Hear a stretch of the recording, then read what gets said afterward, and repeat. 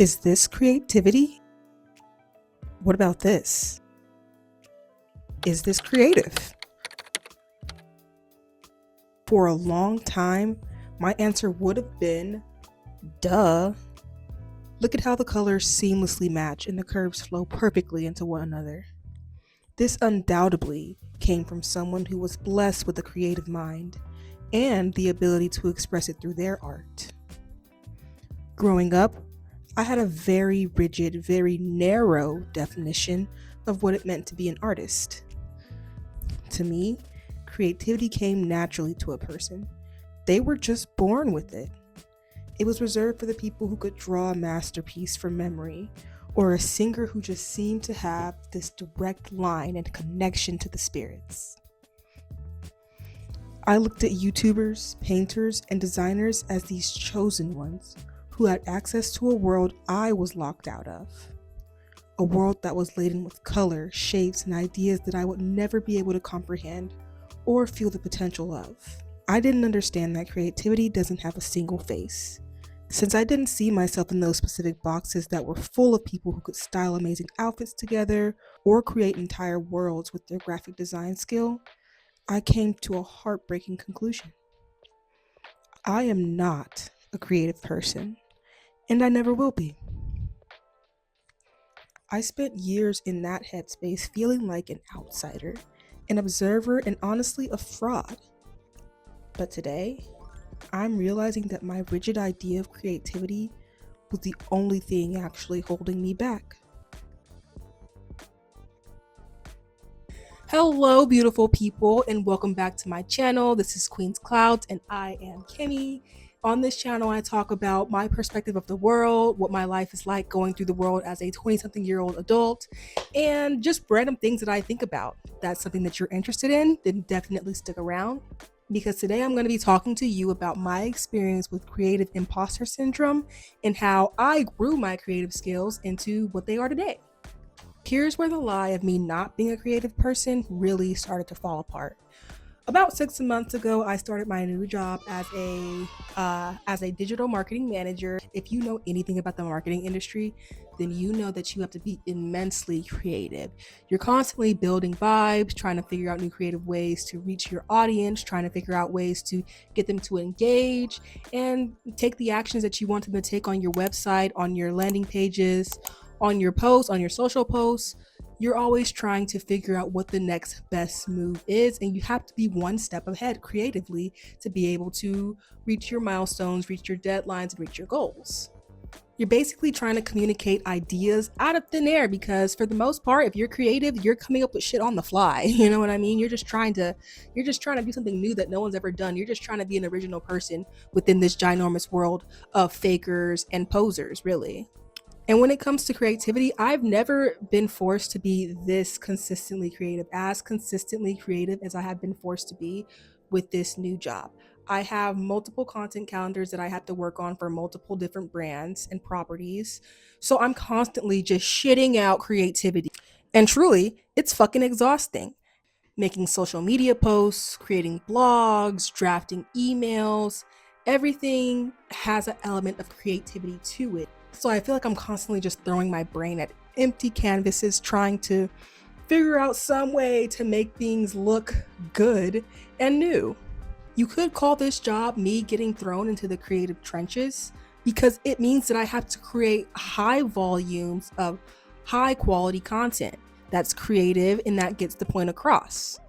And though I have managed for the most part to actually meet these deadlines and goals, it has not been a walk in the park. I am not the type of person who is just naturally creative and naturally can put things together and make it look good. It takes so much energy. It takes so much time.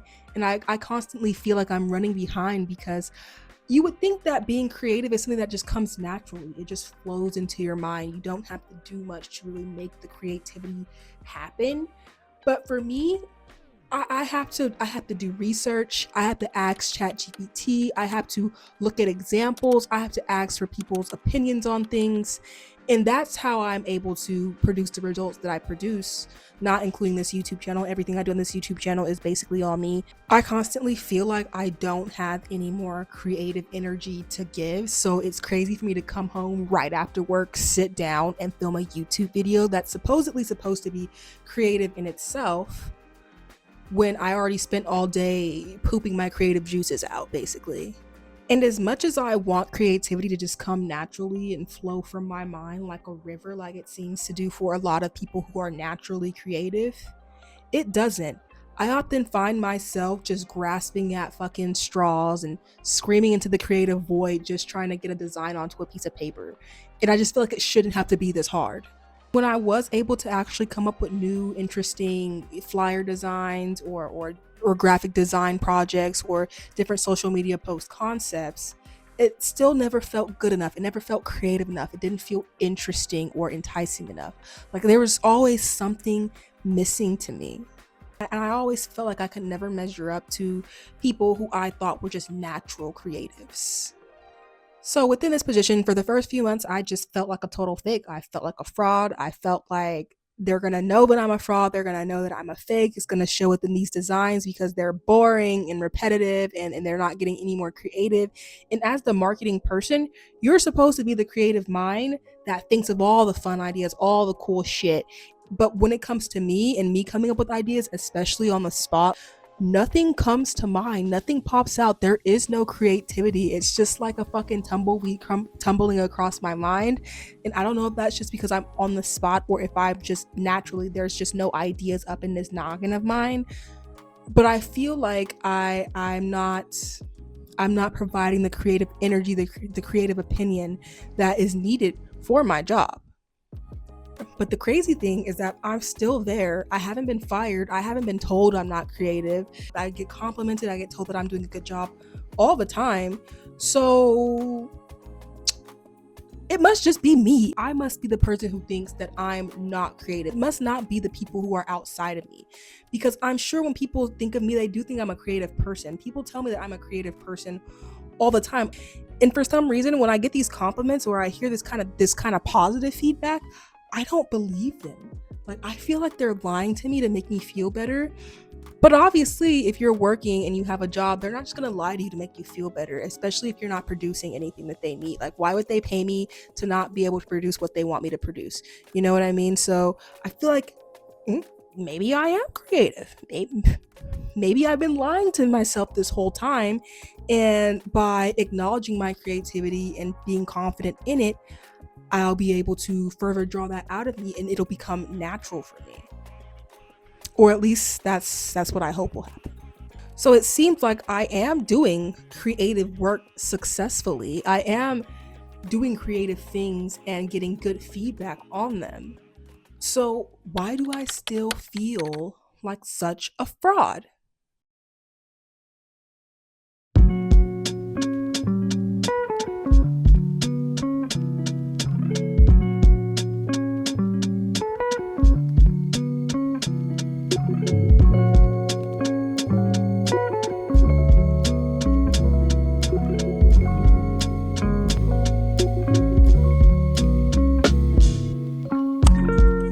I started digging into why so many of us feel this way, and I realized that creative imposter syndrome is almost a requirement for being a creative person, since creatives are often comparing their art to others to determine if it's good or not. Comparison is one of the only methods that we have for determining success in the creative pursuit. This is because creativity is inherently vulnerable. When you're doing something logical, like math, there's a right or a wrong answer. But creativity is subjective. It's an extension of your taste and your soul. Because there's no rule book to tell us we're doing it right, we look at everyone else's polished final products and compare them to our messy work in progress thoughts. And the thoughts of being a fraud, being performative, or just being fake start to swirl as soon as our art doesn't measure up to others. We tend to think that if something comes easily to us, it's not valuable. We think, oh, anyone could have picked out this outfit or anyone could have thought of that ad campaign. But that's the trap. Just because it's natural to you doesn't mean it isn't creative. In fact, that ease is usually where your unique creative genius is hiding.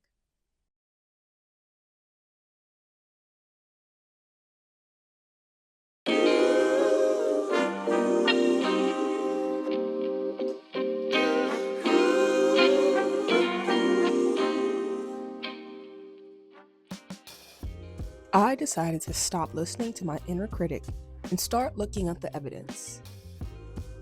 When I really thought about it, I realized I had always been a creative. I was just too busy being intimidated by everyone else to see it.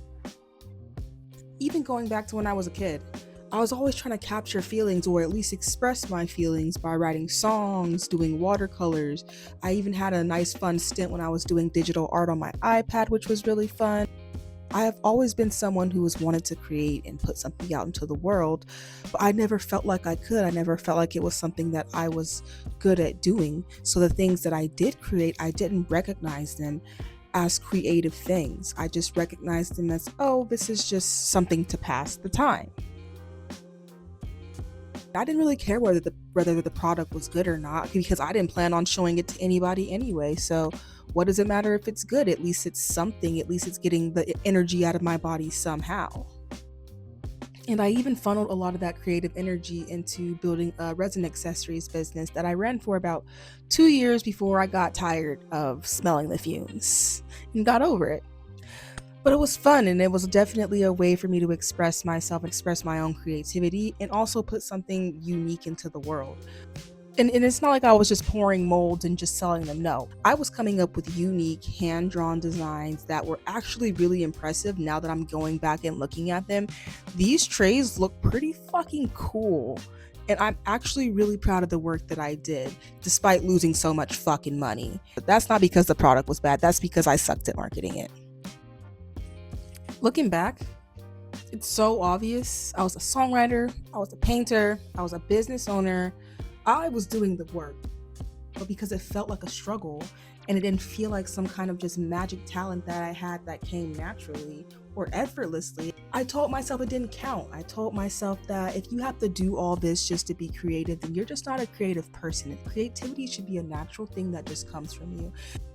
This strict way of thinking really just hindered me and my creative abilities throughout growing up, because had I not have been thinking that way, I would have been able to actually recognize the talents that I had and develop them accordingly. I literally called myself a fraud while standing in a room full of things that I had built from scratch with my own hands coming from my mind.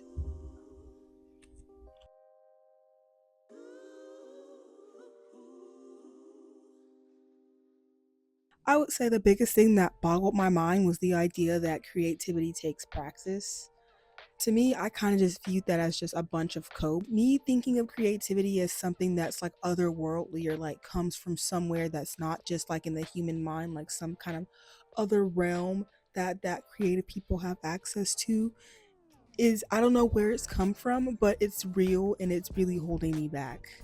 Like the idea of having to really practice creativity sounded like it made sense logically, but when it was in my head and it was just me, I would think creative people are just creative. I know they have to practice to develop their skill and be able to use different programs and mediums, but they don't have to develop their ability to be creative in itself. They have to develop their skills for actually doing the process. But when it comes to coming up with an idea, they could just do that. They could just put that shit. They could just put it on paper, regardless of having like amazing training or amazing skills. And I was never able to do that. So I just thought practicing. There's no point in like trying to practice. You're either like a left brain person or you're a right brain person. And it just so happens that I was left brained and that there was nothing that I could do about it. And I just felt like there was nothing that I could do to change that. So practicing just seemed useless, pointless to me. But really, it was my job that forced me to go to the so-called creative gym. To be having to come up with ideas every single day and not really have time to plan or think about it or like refresh my creative juices really just made the creative muscle just grow in my mind. So now I can kind of just come up with ideas and things on the fly a lot better than I used to be able to. Like I still feel like I'm slightly behind people who are just naturally creative or people who have actually honed their skills throughout their life of being creative.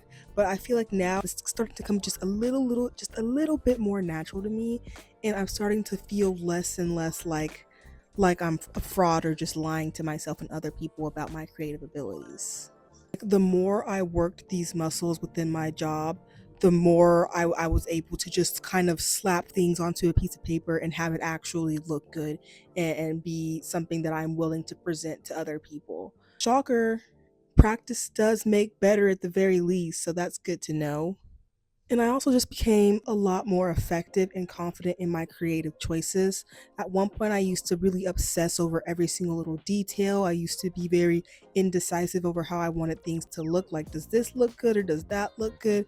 Like, I really just was in the deep end of the water, not necessarily knowing how to even get ideas, and how to present ideas, and how to put them on paper, and how to actually see the creative idea all the way through to the end. Now I'm able to have like steady opinions and preferences and design preferences for what I like and what I don't like, and for what looks good and what doesn't look good.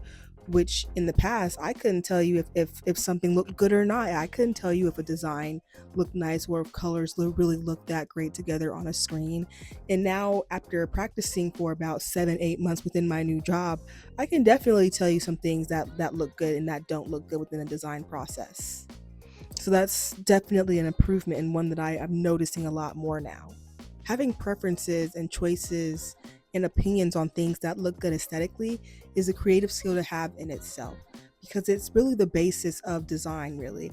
Because how would you know what looks good on you if you don't have a preference? If you don't know if you like straight jeans or skinny jeans or super wide leg jeans, and you just wear whatever is available or whatever is convenient, you're never going to know what you like about a straight leg jean on yourself. You're not going to know that, you like a wide leg jean because you're a little bit thicker and it helps balance out your body structure a little bit more. You would never know that if you didn't have that skill developed at least slightly. And these are the types of creative skills that really come about within your day-to-day life, that you could really practice on and build upon to make yourself a more creative person just on the daily. Take this lamp right here. I love it. But now I know why I actually love it. I love the curves. They make it very feminine to me. The gold is just a nice, good pop of color within the room. I like that it curves all the way over and arches in front of this bay window right here, because it's a nice 3-panel bay window. And I think this is a great kind of centerpiece for it, just like giving people like a really soft, nice glow around them while they're sitting here looking out the window. So I think it also balances out the room itself. The room itself is very sharp. Everything is very square. There are points and corners everywhere, and it gives kind of like a masculine kind of view to it. And I feel like having this curved feminine structure right here with these nice arches kind of just brings just a more feminine touch to the room. Now, would I have been able to articulate all that if I hadn't already developed this creative eye for being able to see why I like something and why I don't, and how I can mix and balance within the environment? No, I would not have been able to even know where to start with describing why I would like this lamp, which is why I would probably just, instead of choosing this for that particular reason, I probably would have just chose some boring lamp that, is whatever and just happens to light the room up. I think just being able to put words to why something appeals to you is a very important creative skill to have developed if you want to go any further in life with your creative abilities. So, pointing out different things within your life that you see, like if you're choosing out a specific food that you want to try, that's also creative. When you're choosing out your outfits, decide what kind of fit you like and why you like it that way. Really analyze the things that you like and the design choices that you choose, because everyone does have an opinion. People might not be able to put words to why they like what they like, but everyone has things that they do like aesthetically, and whether that's sleek, or whether it's really maximalist, or whether it's super duper colorful and bright, or whether it's very, very monochromatic and dim. People have these things that they like, but they don't know why they like them. So it's hard to really develop a creative eye if you're not asking the question of, what does this do for me aesthetically? And I like to think that had I not been a creative person, I would not have noticed the curve of the lamp and how it fits into the room at all. Like, that's a whole skill in itself, and being able to do that. And I feel like if I were to be building upon those natural skills or those natural opportunities of being creative that come about within like the everyday life, if I had been building upon that when I was a kid or just a teenager, I would be way more comfortable in being a creative person now, especially within my role as a marketing manager. So, at the very least, even though I never felt like a naturally creative person, it's great to know that creativity doesn't necessarily have to just be this gift that's just bestowed upon people. It can be a gift, but it can also be something that you exercise and grow. Your creativity also can be toned, and mine is definitely getting a good workout in after these last few months at this job. With all that being said, I am proud of my creative abilities now. I am very proud of what I create, the things that I've done in the past and the things that I've done, more recently. I'm definitely going to be proud of this video. This is probably the most fun I've had creating a video since I've started this YouTube channel. I'm very proud of my home and how I've designed it and how I've come up with different ways to fit things in, because I have a very small apartment, so you have to be very creative with how you arrange your furniture. I definitely feel more confident in my creative abilities after years upon years of acting like a creative person but never actually stepping into my creative abilities. I'm now starting to feel more confident and be more decisive and assertive in what I like and what I don't like.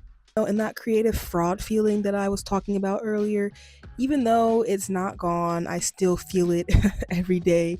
It's slightly, slowly starting to diminish, and I'm starting to feel like I can actually be a creative person. I'm starting to really recognize that the only thing that was stopping me from being creative or feeling like an actual creative person has been all in my head. It's mostly just my mindset and me not giving myself the chance to actually shine and show my creative abilities. And I just want to say, like, if that's you, if you ever feel like a creative fraud and you feel like, whatever you make isn't actually good enough, it's not creative enough, it's not skilled enough, or it doesn't have enough technique involved with it, then forget about all that. Just think about the things that involve creativity within your daily life, like when you're choosing your clothes, when you're choosing what to cook, when you're just typing out like a message, like what emojis can you add that you don't usually use that are more fun to work with, anything like that is like going to be like a creative boost to like your mind and your spirit, and you would just be able to build upon that and be more and more involved with your creativity, and hopefully that will make you feel less like a fraud and make you feel more like you are a creative person who can express yourself. But yeah, my advice to you, if you care to have any advice for me, I'm not the person to give advice, I guess, but if you care, I would say, don't write off your creative ability. You're probably way more creative than you think. You probably have a lot more creative skills.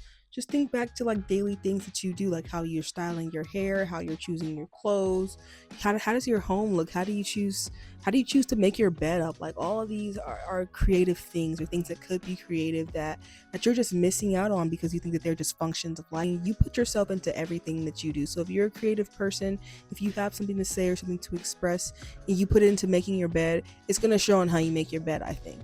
I really do think it is. So definitely work on strengthening that creative muscle, build upon it, acknowledge it. The more you acknowledge it, the more you consciously build upon it, the quicker that creative fraud feeling is going to go away, and you're going to feel like you are in your element when it comes to a creative pursuit.